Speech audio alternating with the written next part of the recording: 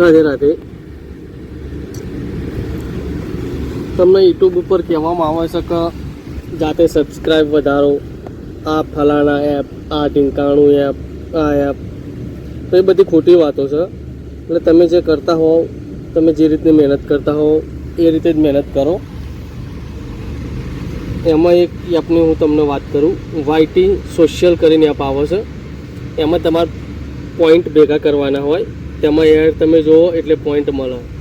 એમાં વિડીયો જોવાના બી પોઈન્ટ હોય છે, સબસ્ક્રાઈબ કરવાના પોઈન્ટ હોય છે, લાઇક કરવાના પોઈન્ટ હોય છે. આ રીતના અલગ અલગ ટાસ્ક હોય છે. જે તમે જુઓ એ રીતે તમને પોઈન્ટ મળે.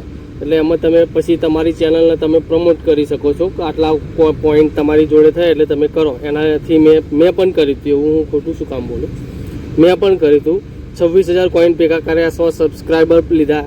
પછી તે સબસ્ક્રાઈબ મળ્યા પણ ખરા, પણ થોડાક ટાઈમ પછી તે ધીમે ધીમે પાછા હતા એની એ જગ્યાએ આપણે આવીને ઊભા રહી ગયા. એટલે હું તમને વિનંતી કરું કે ખોટી ભલામણોમાં કે ખોટા વિડીયો જોઈને તમે બીજી રીતે મહેનત કરશો નહીં. યુટ્યુબ ઉપર તમે જે મહેનત કરો છો એ રીતે મહેનત કરો, સફળતા ચોક્કસ મળશે. હું પણ એ રીતના જ કરું છું. મારા પણ સબસ્ક્રાઈબર અત્યારે 67ની આસપાસ હતા, પ્રમોટ કર્યા, 167 થયા, પછી 152 છે.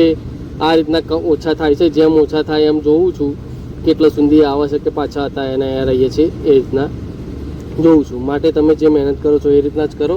કંઈ ખોટી તમારું બીજે ધ્યાન ડાયવર્ટ ના કરશો અને જે તમે બનાવો છો તેની પાછળ જ ધ્યાન એકત્રિત કરીને કામ કરો.